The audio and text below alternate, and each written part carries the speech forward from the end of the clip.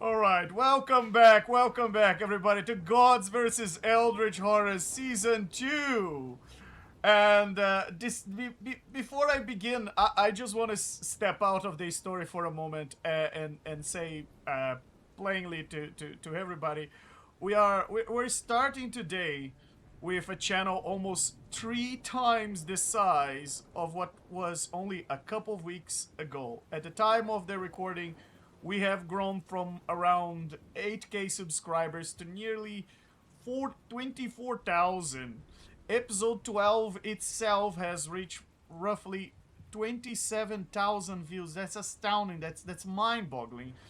And each of our episode 13 parts, with about 1 hour each, already have been viewed more than 8,000 times. So I still think of myself as an old school GM, sitting around the table with my players and running just unscripted, gloriously amateur, high level D&D. And so to imagine tens of thousands of people just pulling a chair to hear us playing and to hear our story is a number that it's difficult for the brain to comprehend. So to everyone who has just discovered us and everyone who keeps returning, welcome to our tables. It is genuinely a pleasure having you with us. And well, and thank you for giving these stories your time. The audience has spoken to us on the format. It was not deliberate. We've been having technical issues, as you probably all know, and we have been splitting our 3.5 hour sessions in 3 parts of 1 hour or so, roughly 1 hour each. And it turns out that is the audience has spoken. That's the format you guys want to. You want to have this content, so we will continue to provide the content in this format. Today we're also splitting our 3 hour session in 3 parts of 1 hour each, and we're releasing over the weekend, over Saturday and Sunday, the 3 parts. And I normally ask my players. That's usually before I start recording. If they have any wishes for the campaign or content or anything they would like to see in future episodes. But let me start this episode by asking you, our listener, leave us a wish in the comments. Could be a monster, a creature, location, an encounter, a twist, or even a completely chaotic and unreasonable curveball. I will do my best to work some of them into this campaign without warning my players whatsoever. They're just gonna have to deal with it. And also, another thing to say is that we have a great deal of things coming. We've been working in the background in this channel to create a lot of content that we're releasing second half of this year and next year. We have a level 20 campaign module nearing completion, and built for beginners, so that you can start a campaign at level 20 and have an absurd amount of fun, just like us. And we also have a web series coming in the future. And despite us enduring a far realm worthy of of our realm size of post production work on this web series, all of this also happening concurrently with our computers being failing their death saving throws and disappearing into their eldritch repair centers and possibly eaten by some sort of horror around there. In any case, in the middle of this mess and this hard work, it is especially heartening to have all of you joining us and supporting our channel, and just gives us even more reasons, and some may say even more responsibility, to keep improving and to keep the dice rolling and to keep bringing you this strange, clumsy, chaotic, unscripted D&D story. So once more, thank you very much for being here with us. And now, for those of you who had never heard of Gods vs. Eldritch Horrors before, this is a D&D 2024 5.5e campaign where the builds of my players are optimized, some might say. Some might call it broken. I call it broken as well. The the gods in this multiverse, in this setting that we've created, are quite evasive, and they like to approach things peacefully.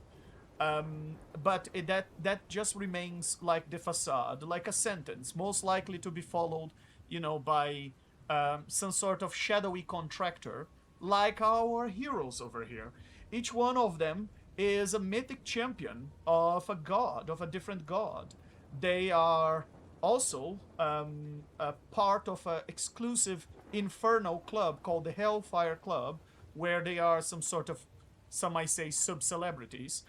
And they are also divine contractors. They are the people, they are the last people that any responsible deity should be inviting to deal with their delicate subjects, yet they are the ones that get their hands dirty.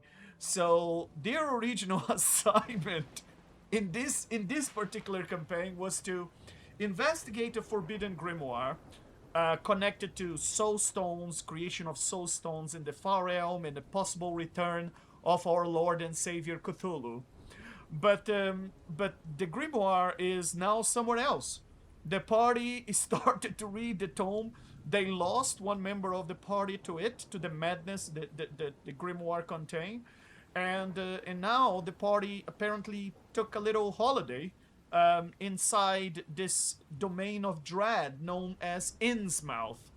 And the locals have divided the apparent way out of this place among four competing cults in this island.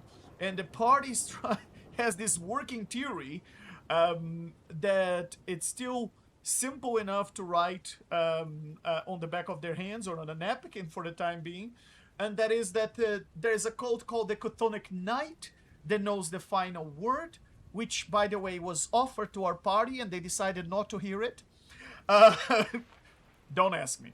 And then we have the Scaly Abysm, which guards the red route, whatever the hell that is. And then we have the Drowning Wave that controls the tide, quite suitable. And then we have the cult that they're paying a visit right now, a cult of the Heavenly Doom that watches the correct hour in the sky. And they're still trying to figure out how they put all of these four together. And the problem is that apparently there's something in prison beneath Innsmouth that wants this door to be open and has been providing suspiciously useful directions to our party in the shape of visions that come unrequested, unsolicited, and the party has now finally reached the cult of the Heavenly Doom last session. But I'm afraid the diplomatic relations between them and the cult have lasted not even 3 seconds. Some members of this party are particularly prone to be hateful of seagulls. Yes, the bird. You heard that right.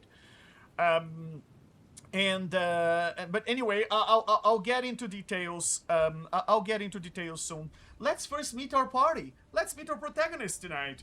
Durandal, our solver of labyrinths, our clearer of dungeons, our explorer extraordinaire, a well-dressed Minotaur cartographer armed with a monocle and a shotgun, and I guess several brass instruments, and the unshakable conviction that he is always one breakthrough away from escaping from Innsmouth.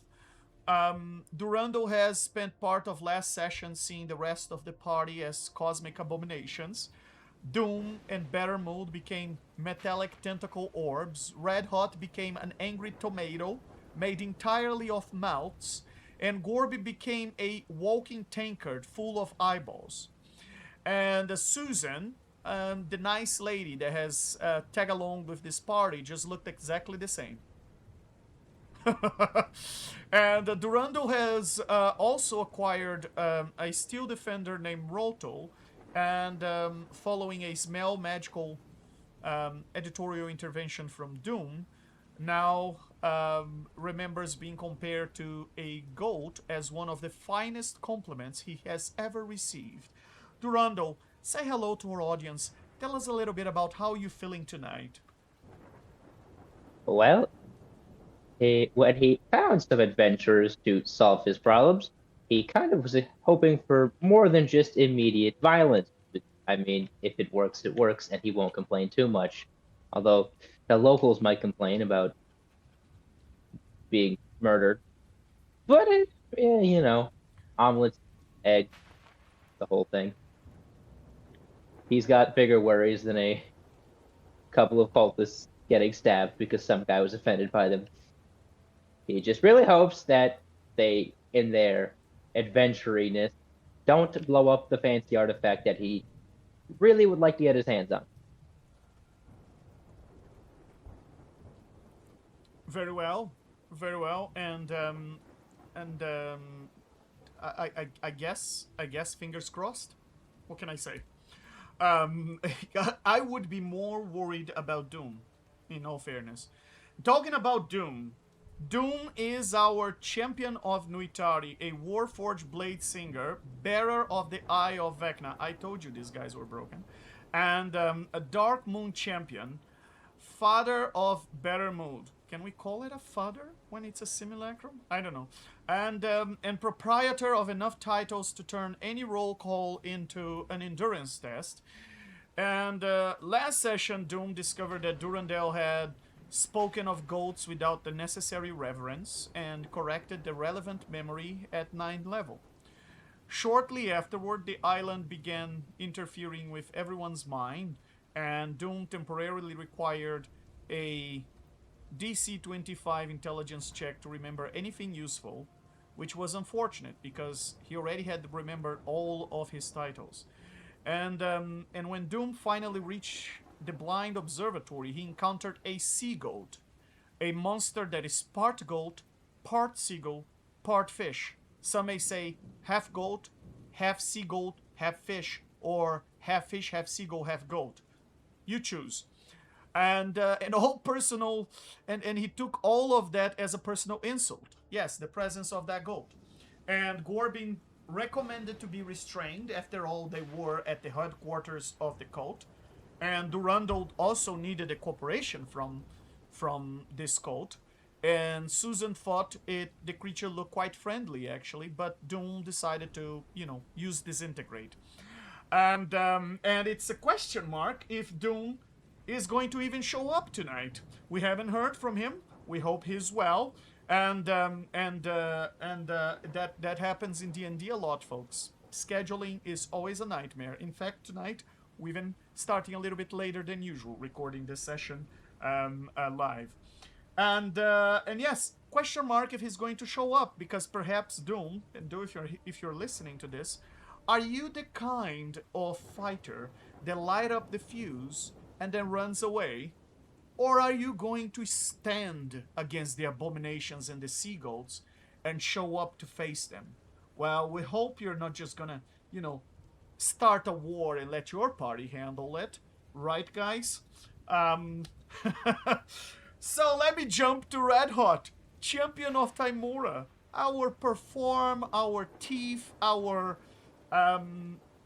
should I say, more well dressed and some may even consider more attractive Robin Hood style of folk hero.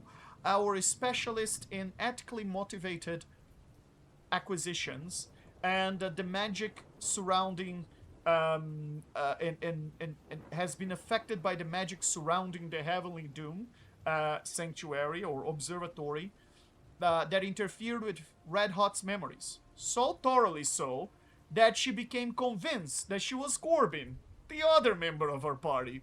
And this naturally caused her to seize his infinite mug, his bottomless mug, drink 80, the equivalent of 18 tankards in rapid succession, and collapse while attempting to restore what she believed was the proper dwarven functional and operating state of mind. and and for 4 hours, Red Hot remembered Gorbin's life, and turns out Gorbin remembered hers. And neither could properly use the other's equipment, and the party briefly became its own identity theft investigation. And she has now returned to herself. More importantly, it is finally her turn because she may have drink a little bit too much last session and got a bit sleepy, and and took a little nap at her turn. So Red Hot, say hello to our audience and tell us a little bit about how you're feeling tonight. Especially, did you have some coffee today? I didn't. Hi everyone. I didn't get to have a coffee because apparently I just woke up and now I'm in a fight with some seagulls. Right. So Yes. yeah, it's gonna be fun, ladies, gentlemen, everyone listening from the safety of your, comfy place. I'm feeling spectacular tonight. And I guess we will perform in a play called The Seagull Incident, starring all of us except Doom, who started the bloody thing and then apparently just abandoned us. But yeah, um, let the show begin, I guess, and grab a drink, lower your expectations, and welcome back. Lower your expectations. Oh, very well. And Red Hot, I have to ask, how does it feel to feel like Gorbin?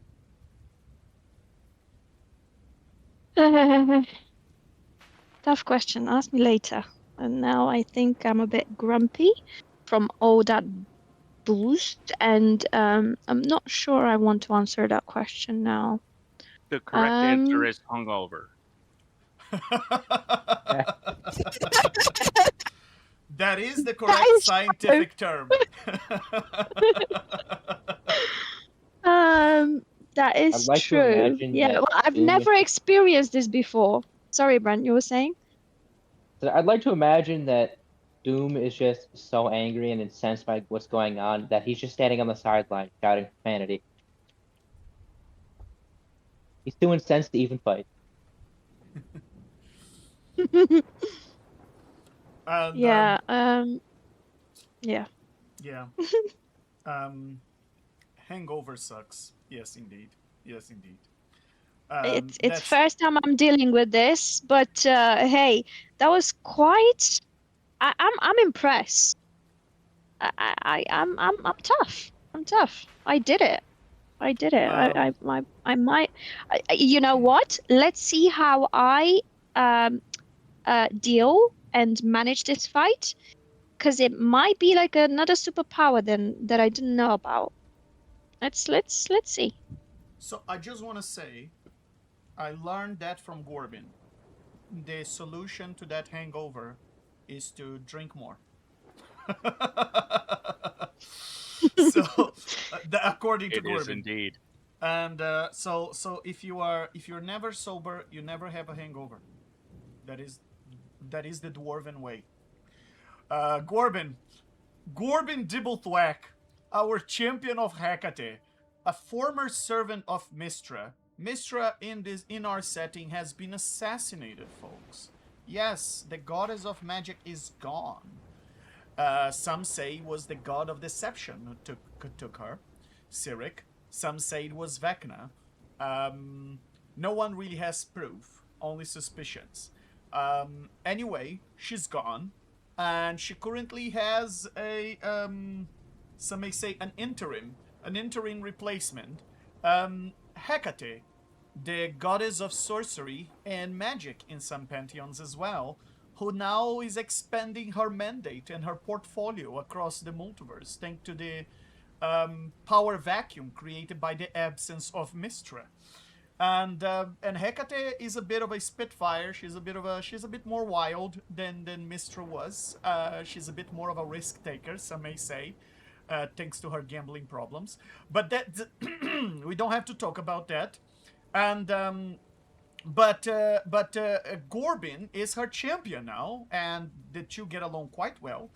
And Gorbin is still, and I have to stress this out, the most sane individual in this campaign. Yes, folks, we're using as an optional rule the sanity score because we're playing a plot of Call of Cthulhu, and Gorbin has the highest sanity score in this party, and that starts to feel less and less reassurance and more like evidence that things are going downhill.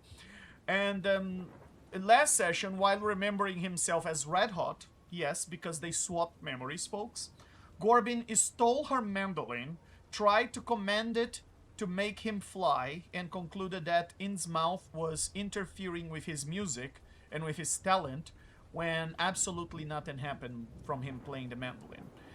And after eating Susan's aberrant lobster, he also developed a small gibbering creature on his shoulder. And Gorbin, yes, it just grew out of his body. And Gorbin struck it with a natural 20, dealing twice 0 damage because his strength still 3 from from a wish he did to save Red Hot a couple of sessions ago, session 12. And he managed to roll a natural 20 that gave 0 critical damage, and accidentally convinced the creature that he was being affectionate and patting the creature that grew on his shoulder, a amalgamation of mouths and eyes. And it managed. Well, later he managed to remove that creature. He removed the parasite thanks to a greater restoration spell, and he reached the observatory and immediately ran after Doom to explain that attacking the cult that is holding the artifact that they need might impair the negotiations. And the explanation arrived shortly after the attack, unfortunately, as Gorbin was still trying to get back to his old self. He was perhaps a bit too sober, and he didn't notice the fight that was happening. He just passed through the fight, and he was like, "Where is this sea goat that that you guys keep talking about?" Gorbin, say hello to our audience. Tell us a little bit about how you're feeling tonight.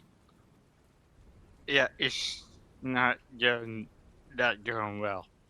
I briefly hallucinated that I was a library, which, you know, still getting over that. That was horrifying. But I blame it on Sarah's cooking, because that did not agree with me at all. I told her we needed lemons and garlic and butter, but she didn't get any of that, and it just did not go down well. And now we got this. Some of the librarians, they've gone. They've just gone totally wacky. There's just attacking willy nilly. I personally, I think it may be the conjunctivitis. I think it may have spread from their eyes to their brains and caused them to become extra aggressive. I mean, librarians are aggressive by nature, but I think it may have infected their brains and caused them to go into overdrive. Now, I offered to cure it. Right off the bat, but nope, they wouldn't let me, because that's just librarians for you. They're weird like that. I don't know. What you gonna do?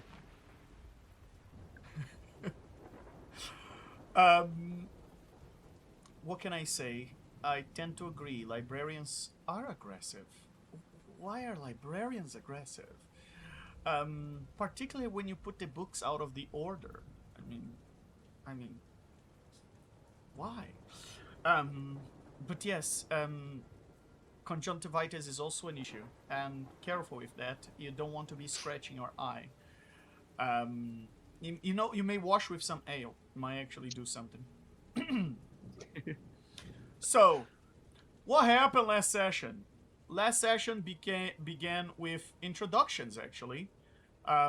It began with cartography and Doom using a 9th level magic to ensure that Durandal, this minotaur the party stumbled upon in Innsmouth, would remember the phrase goat-like as the highest possible form of praise. And Innsmouth responded to this use of memory magic by creating some sort of reverberation that apparently decided that everyone's identity was now community property. And Doom began losing his access to newly formed memories. Red Hot and Gorbin exchanged entire personal histories, and Red Hot heard a million hypnotic voices inviting her to join them. Then Durando started to see the party as cosmic horrors, whatever he looked at them, except when he looked at Susan. Susan still looked the same. And Susan temporarily became convinced that she was her husband Matt, and she developed a sudden interest in strong drinks and regarded everyone else as unusually strange or odd or freaks, in her word. And the resulting journey to the blind observatory was a sort of an achievement in a theoretical sense. The party stole one another's possessions, discovered that Red Hot's Mendeling did not recognize Gorbin as Red Hot, and debated whether anyone could fly. They took quite some time trying to figure out how to fly. Particularly Doom, who had spent his pixie dust, which, by the way, was contraband and was undocumented, part of his inventory. And he brought the character from a different campaign with contraband in his inventory, and used part of and then the party used this available whatever flight spell they could use to take them halfway where they camped through the mountains, and because walking apparently at level 20 is still morally unacceptable. It's beneath them. And Durando used the delay to construct a steel defender called Roto, and Gorbin ate some of the aberrant lobster dinner that Susan, at that point Matt, had cooked, and grew this tiny gibbering mouth from his shoulder.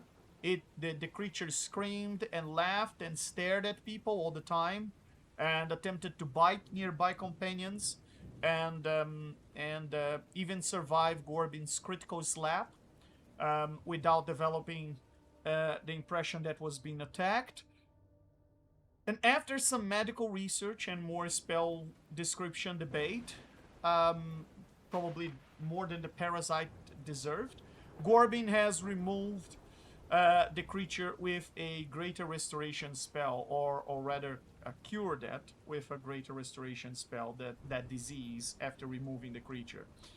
And the party resumed the journey. Durandal formally named his steel defender Roto, and Doom discovered that his mysterious natural flying speed had actually come from that consumable packet of pixie dust, which inventory management had removed from circulation at this point. And with the remaining spell work sorted, they finally reached the blind observatory. Whew! That was a long journey. And there, beneath an open sky filled with galaxies, yes, above the observatory, there is this gap within the clouds in an observatory shape that seems, it's almost as if the clouds are avoiding the airspace above the observatory. And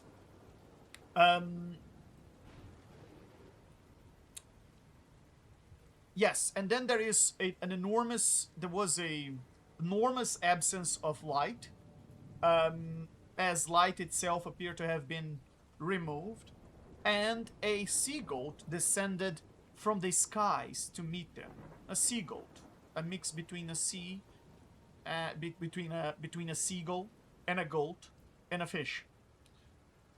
Some may say a beautiful creature, magnificent. Some may say it is a feature of nature, a union between sky, land, and seas. Some might hate it. Some think it's an abomination. I don't know what you guys think. And it released this deafening shriek, and Durando was briefly overwhelmed by it, as he had never heard something so beautiful before, and took some psychic and emotional damage, and he got stunned by it. And Baramul then cast haste on Doom, and Gorbing ran forward, asking everyone to calm down, although he still doesn't know who he was talking to. And Doom declared the creature an offense against goats everywhere, and attacked it with Booming Blade, followed by Disintegrate, and then left heavily injured, but still, the creature was still airborne, and was still strong enough to answering with a deafening scream that echoed throughout the entire observatory, and more seagulls have answered from within the complex. Enough to outnumber the party, for what they can tell. And Durando, still recovering from the initial shriek, produced a shotgun. You heard that right. That's a badass Minotaur. And contributed 21 points of diplomacy into a hole in the wings in the wing of the sea goat. And the coat of the Heavenly Doom is now fully aware of the party's arrival and the attack to their complex. And where we stand now, we resume at the entrance of the blind observatory, where the party was trying to deal with the diplomatic incident that they are inheriting from Doom, who still has not showed up in this session. So, Doom, if you are out there, and you are listening to this, I hope you're not chicken. I hope you're not chicken out. Come on, Doom. Come on. A goat would never give up. A goat would never give up of a fight. Very well. And with that... Well, I hope a seagull steals his dinner. Oh no! Oh no! that is really... Don't say that. He's gonna take it personally. Very well. Very well. Doom, I hope you're well and you're being missed. That's why we're making fun of you chicken out from the fight. and very well. We were back at the top of the initiative when Red Hot suddenly woke up from her instant nap. And Red Hot, it's your turn. Oh yes, have I mentioned it start to rain, guys? It start to rain, but only around the observatory, not on top of the observatory, because as I've described, there are no clouds on top of the observatory. So you can hear the thunder and the rain happening everywhere else except on the place where you are, which is quite dry at the moment. Nice.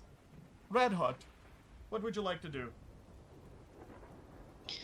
Okay, take me slow, because I'm still waking up. I'm a bit hungover. But I think I will start light. Okay, let me describe to you your Yeah. surroundings. 40 feet above in the air, there is a sea goat that looks like, let me put here for you, that looks like this. Okay, and it looks like a strong humanoid goat with wings, very pumped, like ripped, a ripped goat, These guys are spending quite some hours in the gym, and he has this strange serrated harpoon on its hand that looks like some sort of lance. It is a large creature the size of a giant. It has the claws of a seagull, a tail of that looks like a long mermaid tail, and the wings of a seagull, as well as the beak of a seagull.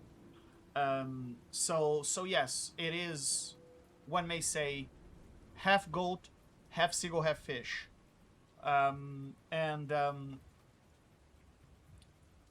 And it's now standing, and he has this deafening shriek, which has not affected you the last session. It has not affected you, has not affected Susan.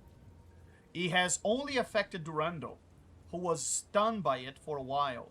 And while Durando was stunned, Doom and the Battermold attacked the sea goat. They started the fight. Yes, they shot it first. And as they shot it first, the creature responded, and eventually it took so much damage, and it's now in somewhat a bad shape, that it called for backup, and backup seems to be coming. As you heard from the inside of this complex, enough seagulls deafening shrieks that sound like this. It's a pleasant noise. It's a pleasant noise.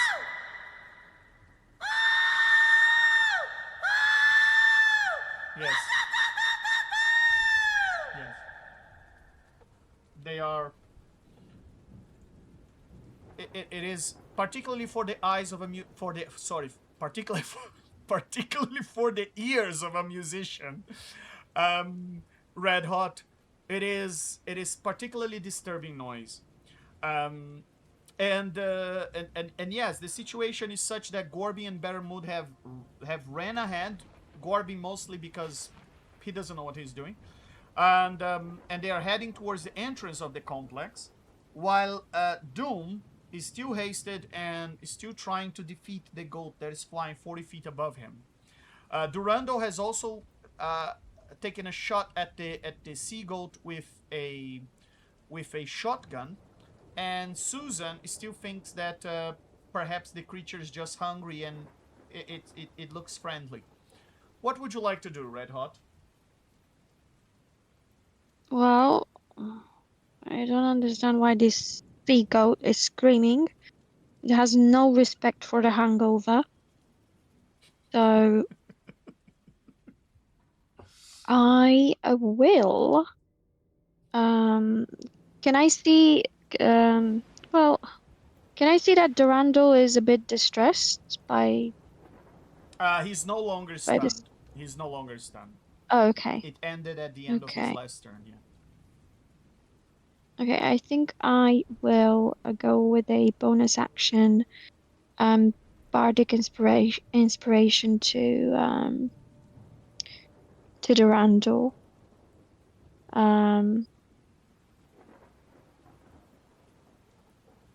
And yeah, my head is pounding.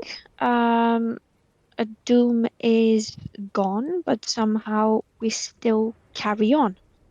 So take this boost and make it count, because I'm too hungover to help you out.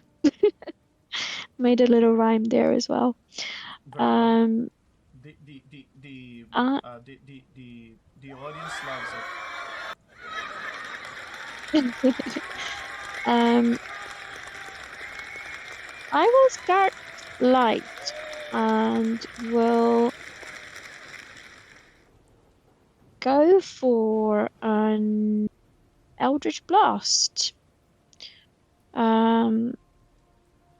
So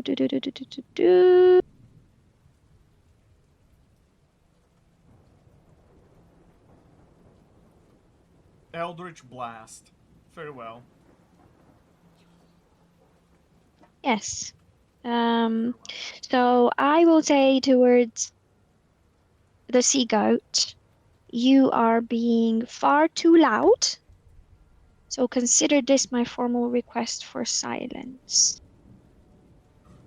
And I will.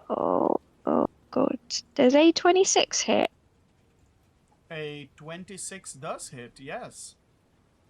Oh, nice. I believe I have. How many Eldritch Blasts do I have? 4. A total beams of 4. So for the moment, I can't see anyone else except for this is our only enemy, right? There's no other Yes. one. No other has joined the fight yet.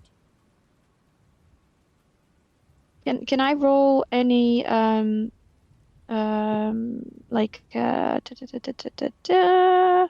not a perception to see whether I Oh see yes, we anyone can't else see your around? roll in roll 20. Can you declare your roll out loud for us?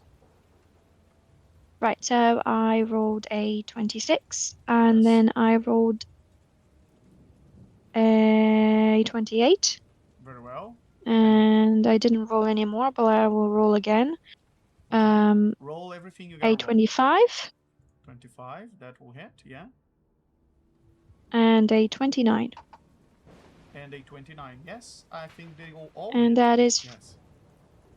for a total of 19 plus a 32. 50, Very well. 51? Is that 51? Am I doing the counts well at this time You of the are. night? You are. Um, Yes.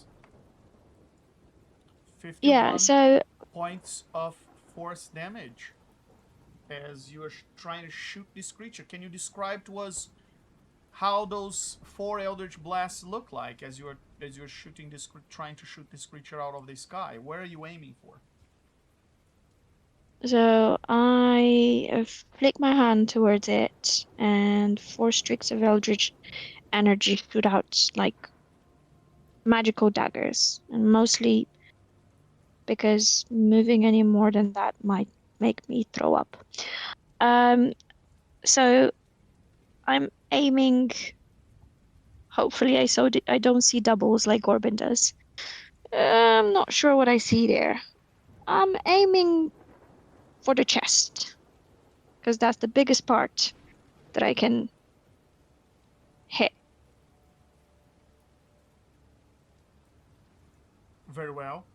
And as you hit the chest of the creature 4 times, you've noticed that the creature just puffs its chest, as if almost as if it's challenging your attack, and almost as if it's too stubborn to take damage, and it just takes all the damage to the chest, and you can see it hurt, but the creature still too stubborn to show it. What else would you like to do in your turn, Red Hot?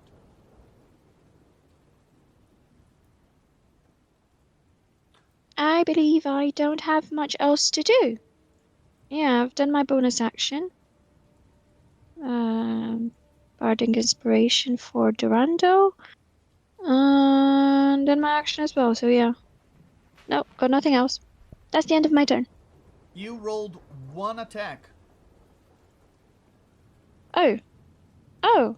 Yeah, I've You got have 2, right? Or you have 3. 3 attacks per action Oh my as a bar, goodness. and you have bonus action, and thanks to that broken um, bracers that you have, you can use your bonus action to cast Eldritch Blast again.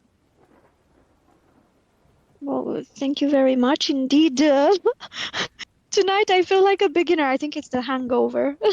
My bonus action, I've already done it, right? Bardic Inspiration for Durandal, right? Bardic Inspiration So for that's done. Durandal. That's a D12, Okay. right? Um, yes, that's a D12 for him Very well. to use when he wants. And okay, I will go for. No, he. Mm, you know what? I'll continue. I'll continue with the same. Mm, mm. Let's see how much more he can pretend he doesn't get hit. A 25 Very well. So you the- continue with Eldritch Blast. yes. So you can only replace one of your attacks by Eldritch Blast. One of your 3 attacks by Eldritch Blast. One of my 3 attacks. Yeah, you can replace all 3 attacks for an Eldritch Blast. So basically, your extra attack works is you can, every time you take the attack action on your turn, you can cast one of your cantrips that has a casting time of an action in place of one of those attacks. But you can't replace more of those attacks by your Eldritch Blast. Oh, sorry. So you have 2 other attacks to do, but it can't be a cantrip. Eldritch Blast. Okay, can't be cantrip. Okay. Well, then I will approach. Very well. What is this next to it? What is what? Who's that there? That's the Above Doom. me. Right. That's the Doom, sorry. Okay, I couldn't see properly. What is that? That's the Doom. That's the Doom. I will use my vicious scimitar. So I can use that one, right? It is 40 feet flying above you. Can't I just throw it at it? You can throw things, yes, of course you can throw things. Oh no, because then I'll lose it. But I've got don't I have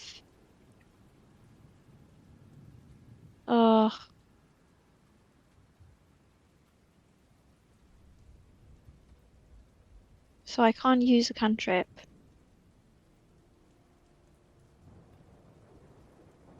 Bam bam bam bam bam. Sorry guys, give me one second. Do you have a dagger? Can I? You can throw a dagger at it. I might as well, right? Do I have a dagger? You should. I do. I have a don't- dagger. I have 2. Unfortunately, though, they are inside your bag of holding. No, are they? They are indeed. Ah, I think I'll just spit. 2. Very well.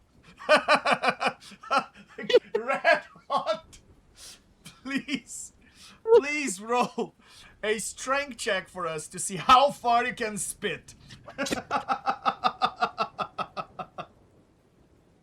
Okay.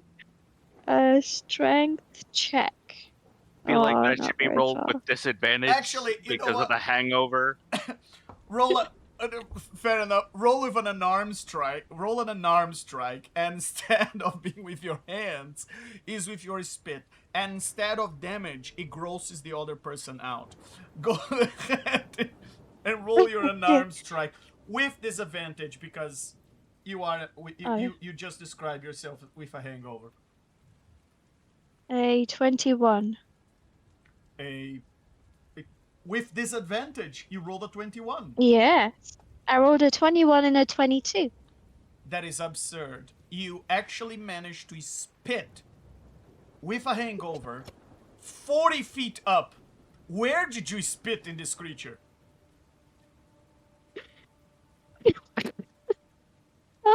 I mean, I spit at his feet. And I'll say, I've thrown up things more intimidating than you. As you spit up and you aiming for his feet, the spit actually just goes higher than the seagull. And the seagull for a second there gets all cocky like, ha, you miss me. And then it looks up.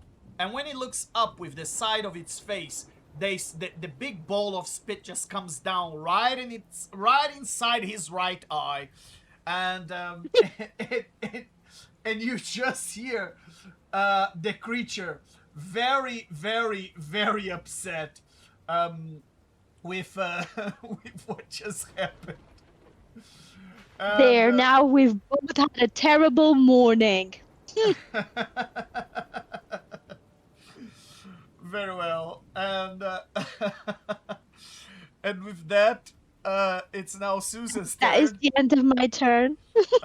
I'm gonna give that creature. I'm gonna give that creature uh, temporary blindness on the right eye because it's too grossed out to open its right eye right now.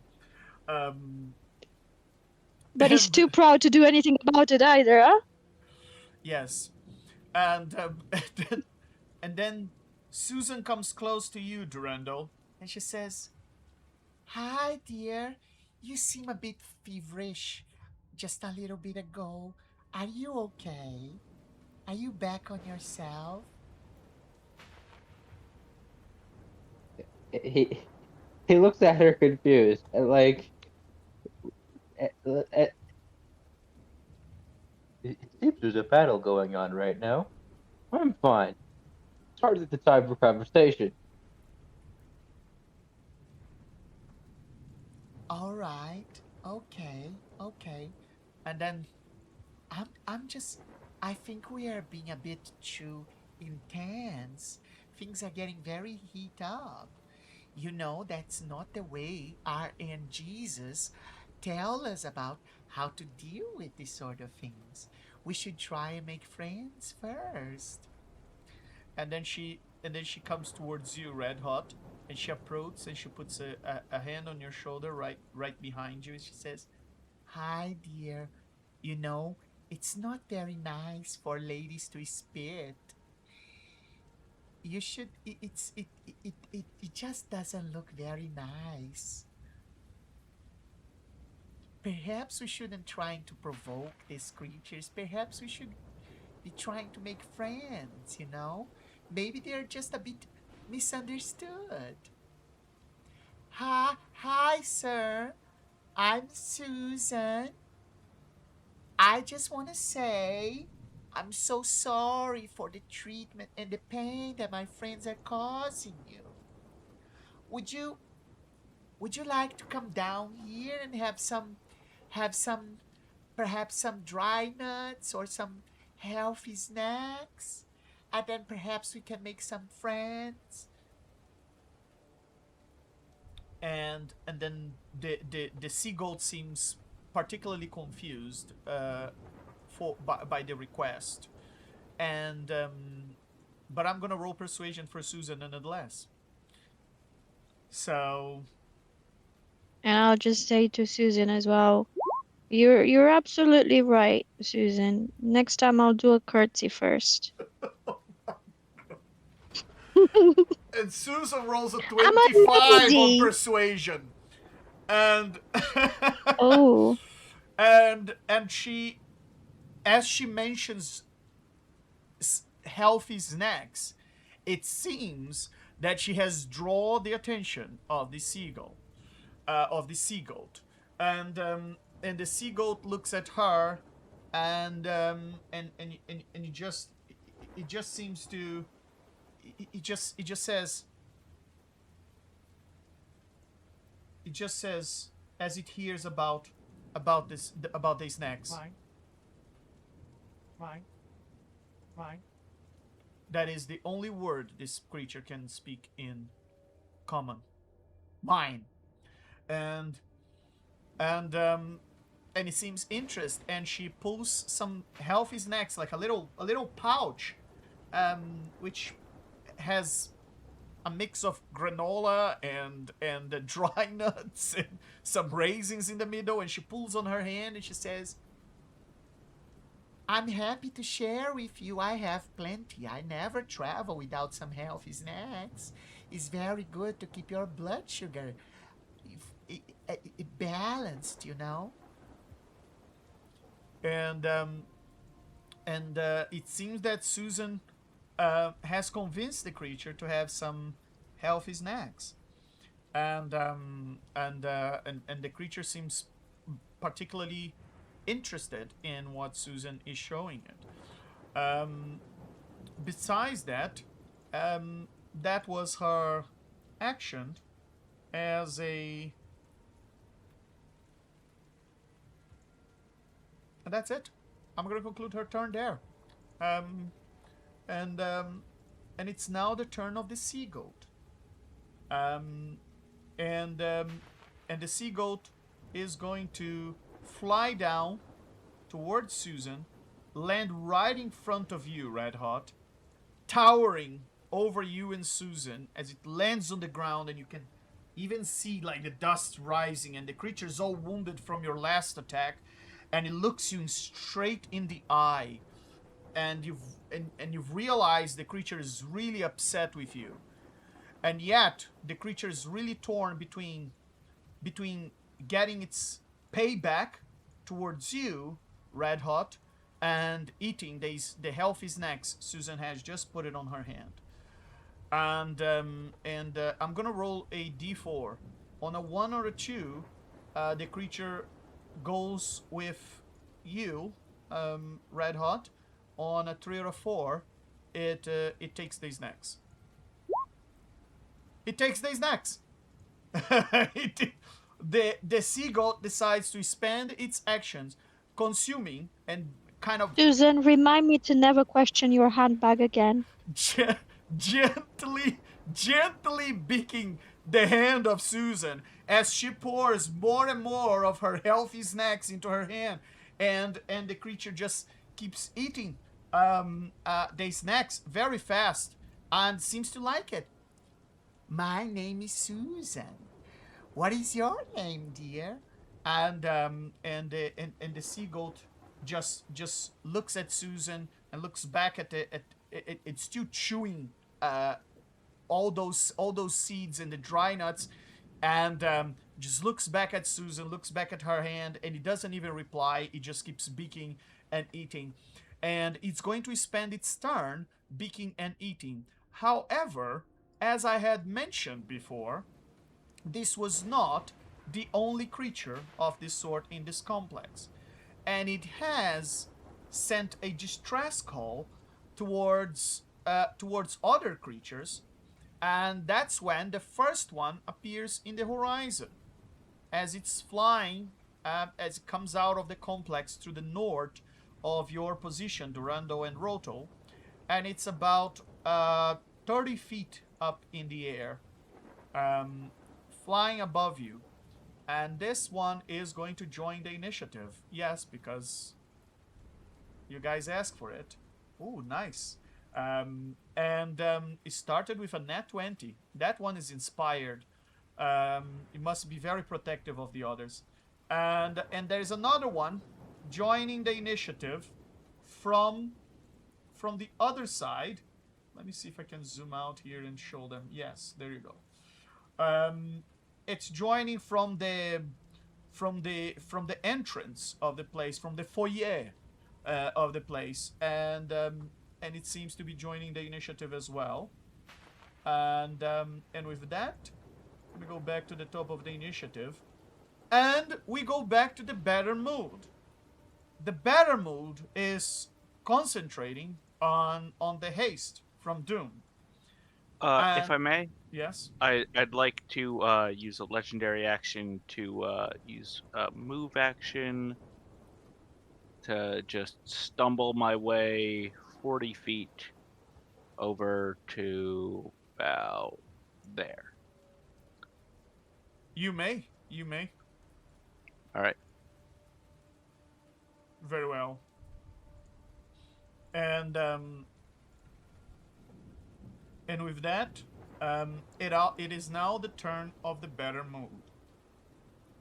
And right about the turn of the better mood is going to switch turns with someone who comes later. He's going to switch turns with Durandal.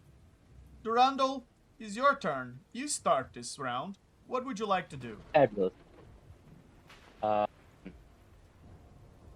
Well, first thing I'm going to do is pull out my ruler and see how far away I am from everything. Okay, I don't need to move anywhere. Good. Then, my defender is going to move in front of me, Very so well. that if somebody wishes to rush me, they're going to get jumped. And then I'm going to pull out. Durandal, you're cutting off a little bit. If you're using push to talk. I apologize. No, it's my power went out again. So once again, I have returned to using my phone. I feel like the Farealm is really trying to sabotage you guys, so you never escape this island because there's always some technical issue on the way. No, I'd like to add that as soon as I said my power is out, the power turned back on. The Far Realm was trying to drive me mad. That is what is happening. That is a As soon possibility. as I say the power's out, it turns back on. I can get nowhere in life. This is fine. Get me that one meme. I'm here for it. So, anyways, I'm going to shoot the thing with my shotgun because what's the point of having a shotgun if I don't shoot things with it? Rolled an 18. Very well. An 18. Does it hit? Which one you are shooting at, first of all? North, east, or the one the one currently eating? Well, how far away is this? Can I reach this one? I can reach the one all the way back there, so I will shoot the one in the back. Very well. 17 points of damage. 17 points of damage. Very well. But that's not all. I am then going to cast. What's it called? Ballistic Smite Okay. at the 3rd level. All right. Ballistic Smite. Very well. It's Smite for guns. Ballistic Smite for what kind of damage are you selecting for that?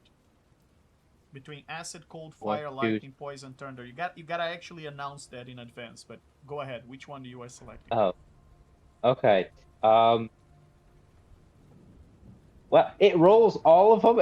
I wish I got the damage where it rolls all of them. That would be exactly great. the reason why you need to announce in advance, because after you roll all of them, you kind of can choose the one you roll the highest. But just I'm gonna go with thunder damage. I'll choose the middle roll on here. very well, thunder very well. damage. So your shotgun does a shotgun sound, but it also does a thunder sound, and you shoot, and it grazes over the shoulder of the flying seagull, who looks at you and seems particularly upset. Just squints its eyes as if it just marked you. It's coming for you.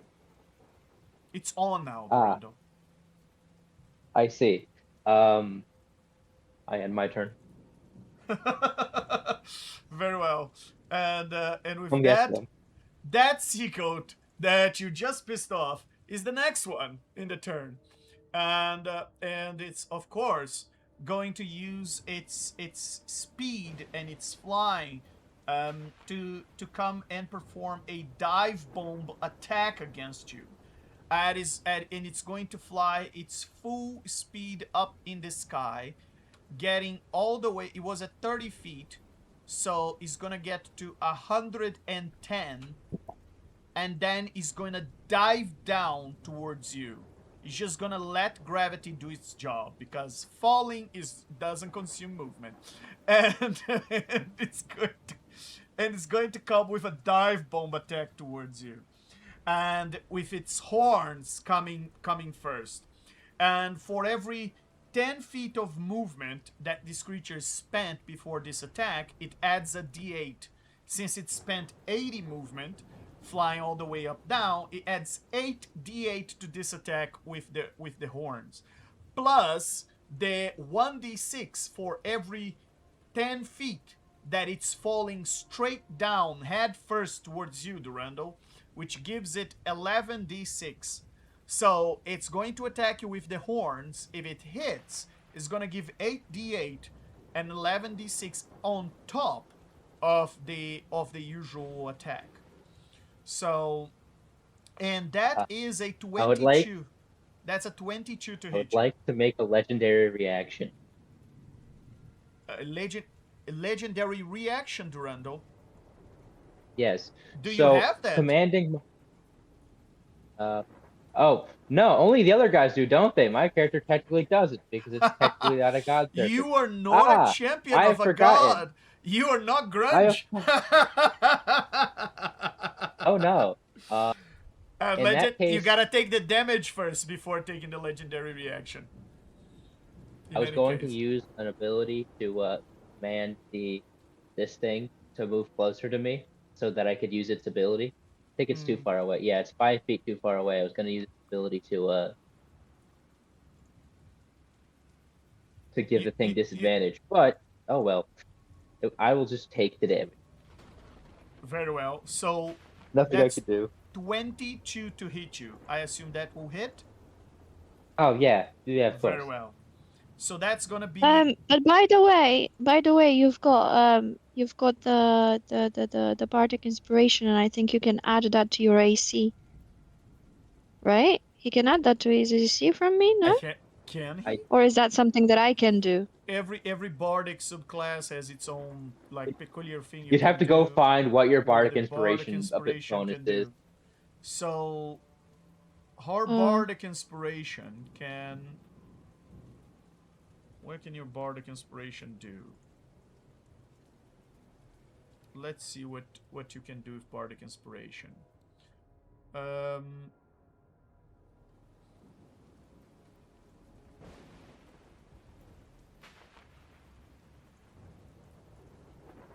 Because I think I can do that. Oh yes, combat inspiration. When the Defense, right? when the creature is hit by an attack roll, that creature can use its reaction to roll the bardic inspiration die and add the number roll to its AC against that attack, potentially causing the attack to miss. Oh, red hot! I will use it. This is great. And then on offense, you can also use the bardic inspiration. By the way, immediately after the creature hits a target with an attack roll, you can roll that to add the number roll to the attack's damage against the target. So you can use that for damage and for AC. Damn it. Damn. Oh. That's a But nice I will- bardic subclass. That's very nice. Let's see. That's like a D12 Let's roll it. shield. Hers is yeah. You just gotta roll it. You just gotta roll a 2 or higher, or a 3 or Yeah. higher. 10. Yeah. Wow! Good job. Very well, Durando. Thanks to the inspiration you receive. The Thanks, magical music courses through me. thanks to the inspiration you receive from Red Hot, and you look at that creature and you thought, if I was Red Hot, I would give just a stippity step to the side and avoid this massive crash. And the creature doesn't hit you, it hits the ground instead. And as it lands head first on the ground, is That going to falling take damage? the damage of the fall. Yes, it will. And that's going to be Who the Fire and the Flame starts playing. 11 d6s of Is it just fall itself? damage for 37 points of bludgeoning fall damage, and the creature is prone on the ground. And I'm gonna waste the rest of this creature turn being a bit confused as it just hits the ground just next to you and completely missed you. Which Take that. and with that,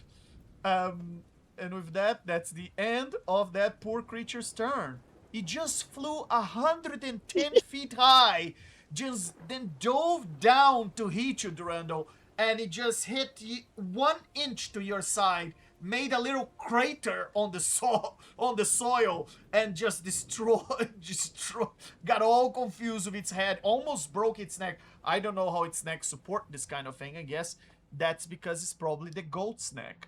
And with that, we're back at Red Hot. Red Hot, what would you like to do? Oh wow, that was fast. Oh yeah, because I they wasn't even. switched turn with you the last session, and Oh, now the turn order goes back to normal, so you got back to the top of the turn order. But Red Hot, since we're back at the top of the initiative with you, hold that thought. mm, Let's get back in 5-10 minutes as we conclude this part 1, and we'll be right back after this interval, folks. After this hydration break. alrighty. All right, see you guys soon.